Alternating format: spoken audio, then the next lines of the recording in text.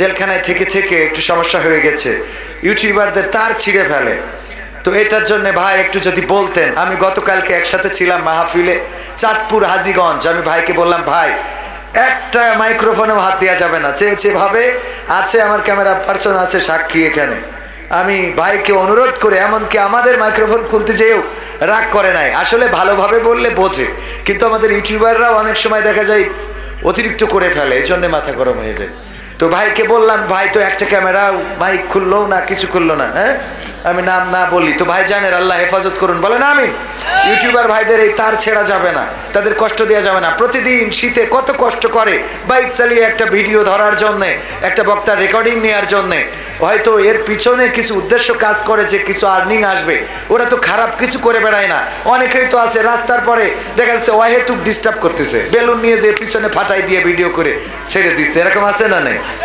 আলাদা করে বাজার করতে গেছে, চাচারে কিছু বলা নেই, কোয়া নেই, ঝাঁপ দিয়েতে পাঞ্জাবি ছিঁড়ে দিয়েতে একটা ভিডিও বানাচ্ছে, এরকম আছে না নাই? কৌটার মধ্যে সাপ পুড়ে তে হাত বেঁধে কয়, ভাই কৌটাটা খুলে দেন, ওর মধ্যে সাপ, প্লাস্টিকের সাপ, যেই কৌটা খোলে ওর মধ্যে সাপ লাফ দিয়ে ওঠে, এটারে ভিডিও বানায়। ওরা তো অন্তত এগুলো করে না, ওরা ওয়াজ ভিডিও করে, মাহফিল ভিডিও করে, ইসলামী সঙ্গীত ভিডিও করে, এই দিনগুলো প্রচার করে। আল্লাহ তাদেরকে হেফাজত করুন, বলেন আমিন। এবং আমার ইউটিউবার ভাইদেরও আল্লাহ নামাজি, রোজাদার, পরহেজগার বানিয়ে দিন। কারণ অনেক ইউটিউব চ্যানেল দেখেছি যে ইসলামিক নাম দেয়া কিন্তু সারাদিন বিড়ি টানে, আছে না নাই? সারাদিন বিড়ি টানে, নামাজের খবর নাই, সারাদিন ইসলামিক মিডিয়ার নামই দেশে, কোরআনের এই সেই ইসলামের আলো, তারপরে নবীজির রাস্তা, মক্কার পথ, মদিনার সনদ, মানে এই জাতীয় নাম দিয়ে নিজেরা একটা নামাজের খবর নাই। আল্লাহ আমার ইউটিউবার ভাইদেরও নামাজি বানাই দিন, বলেন আমিন। এখানে যারা আছে আমি বিশ্বাস করি যে তারা নামাজি, পরহেজগার। এবং যদি নামাজি না হন, আজকে সিদ্ধান্ত নেন, আপনি যদি নামাজ পড়েন আপনার অল্পতে বরকত দিয়ে দিবেন কে? আল্লাহ বরকত দিয়ে দিবেন। আমার আব্বা আমাকে নিয়ে দোয়া করতেন, হে রব তুমি আমাকে শহীদ কর, না হলে আমাকে শহীদের পিতা বানাও।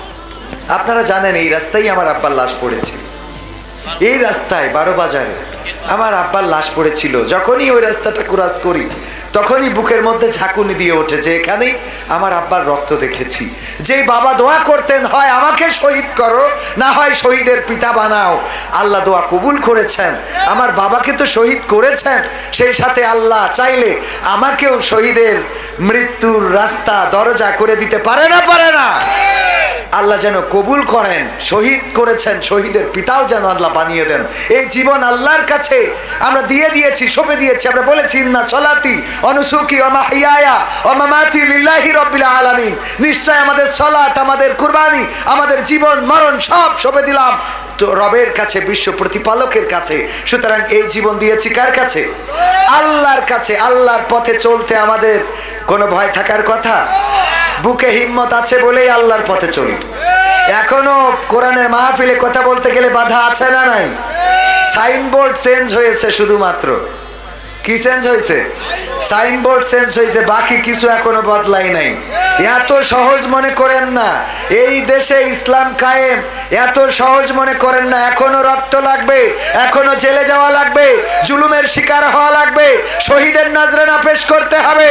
রক্ত দিয়ে 1500-র উপরে ছাত্র রক্ত দিয়ে ভাষার, কথা বলার স্বাধীনতা নিয়ে এসেছে। আর এখনো এরকম 15,000, 15 লাখ লাগতে পারে আল্লাহর জমিনে আল্লাহর দিন কায়েম করার জন্য। সেই রক্ত দিতে কি রাজি আছেন? সেই রক্ত দিতে যদি রাজি থাকেন তবেই এই দেশকে গড়া যাবে।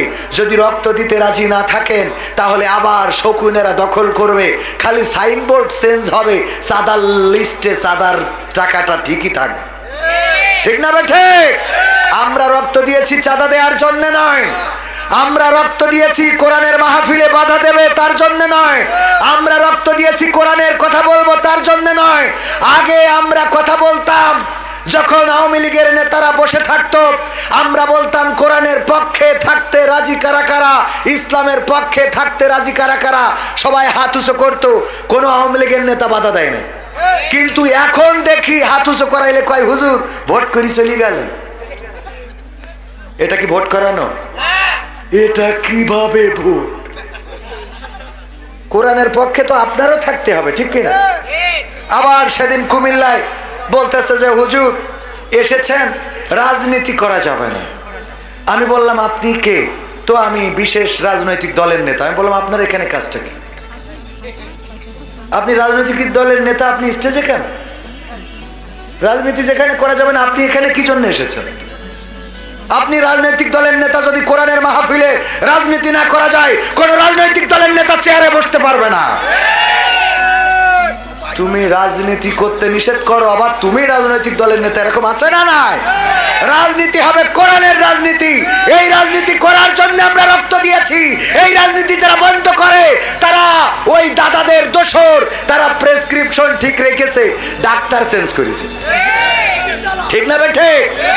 ডাক্তার চেঞ্জ করেছে, প্রেসক্রিপশন যা তাই আছে।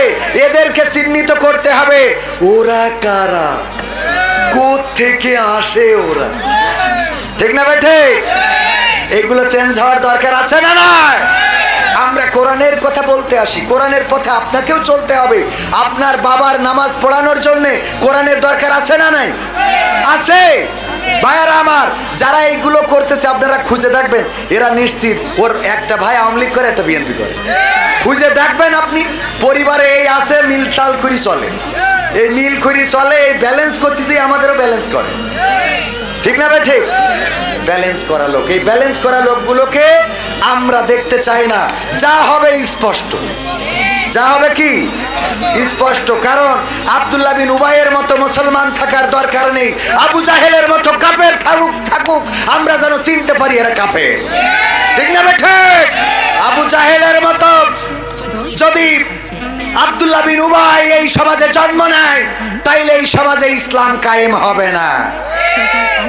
আমির সাদেরদ্দিন কোপেকের সংখ্যা অনেক বেশি, অনেকেই চিনতে পেরেছেন।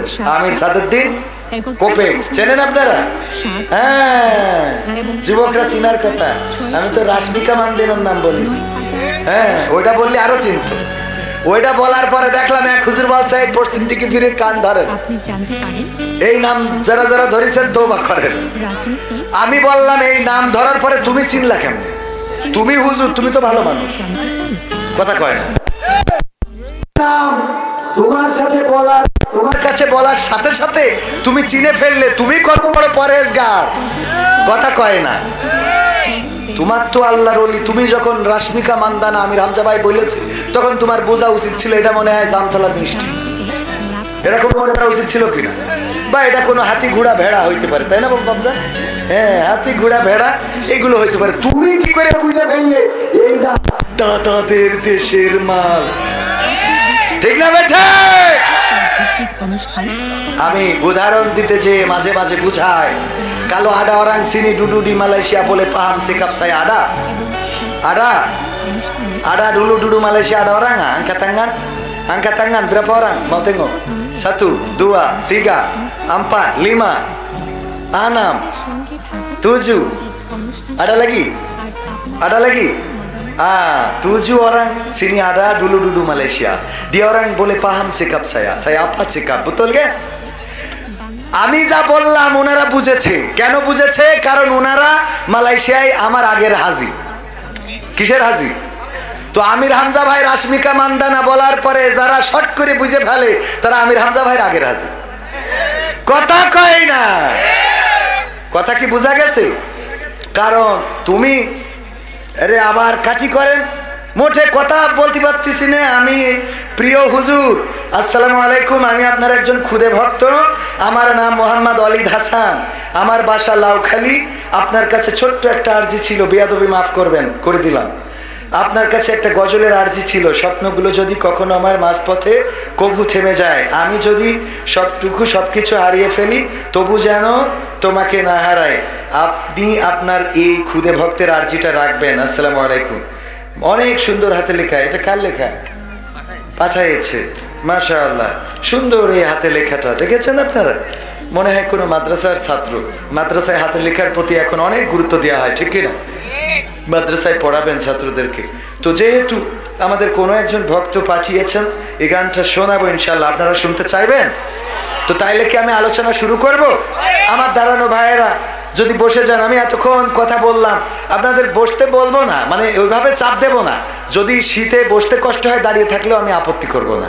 তবে যদি বসেন, এই জায়গাটায় বসলে এটা জান্নাতের বাগান। বিশ্বনবী বলেছেন রিয়াজুল জান্নাহ, বলেন সুবহানাল্লাহ। এখানে বসলে এটা জাতের করাত, মানের করাত। কিসের করাত? জাতের করাত। বোঝেন তো? যাইতেও কাটে, আসতেও কাটে। আপনি যতক্ষণ বসে থাকবেন ততক্ষণ সওয়াব লিখবেন ডান কাঁধের ফেরেশতা, আর বাম কাঁধের ফেরেশতার খাতা থেকে গুনাহ মাফ হবে। বলেন সুবহানাল্লাহ। এইদিকে সওয়াব ভারী হবে, এইদিকে গুনাহ হালকা হবে। এত সুন্দর জায়গাটা যাদের কপালে জোটে না, তাদের মৃত্যুর পরে জান্নাত, এটা আশা করা খুবই কষ্টকর।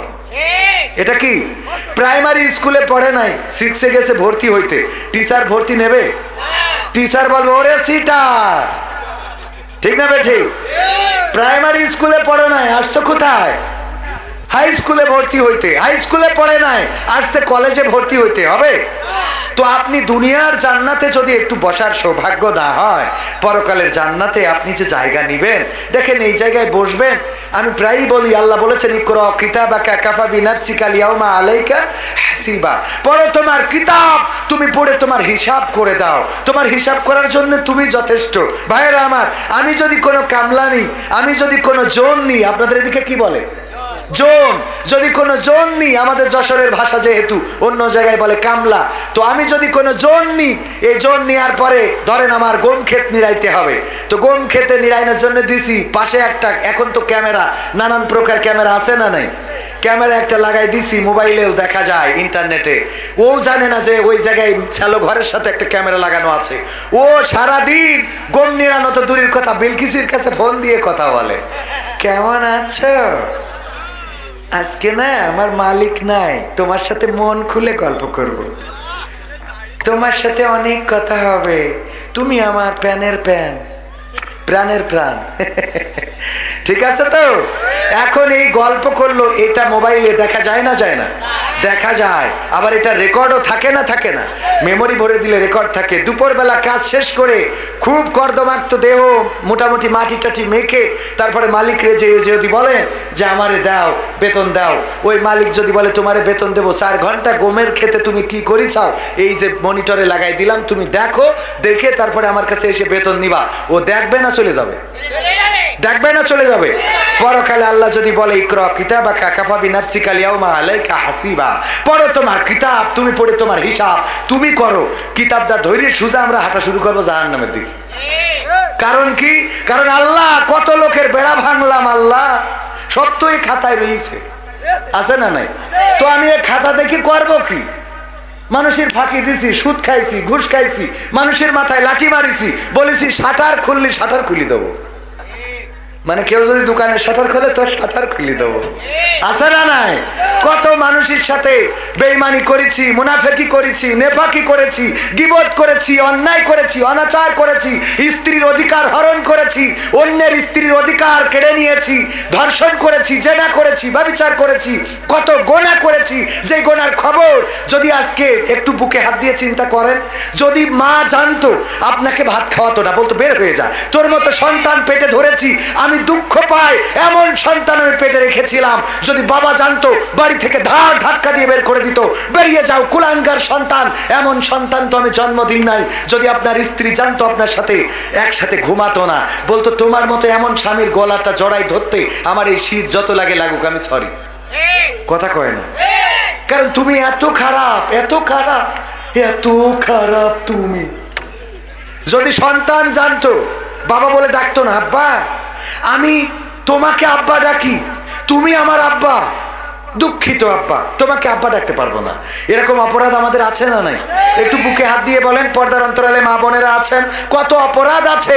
যদি স্বামী জানতো তাইলে আপনার সাথে সংসারটাই করতো না।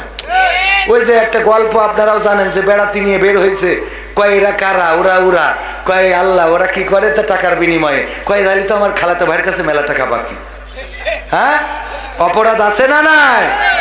এই গল্পগুলো আপনারা আবার মনে করেন না হুজুর শুধু একা জানে, আপনাদের কানেও এসেছে না আসে না?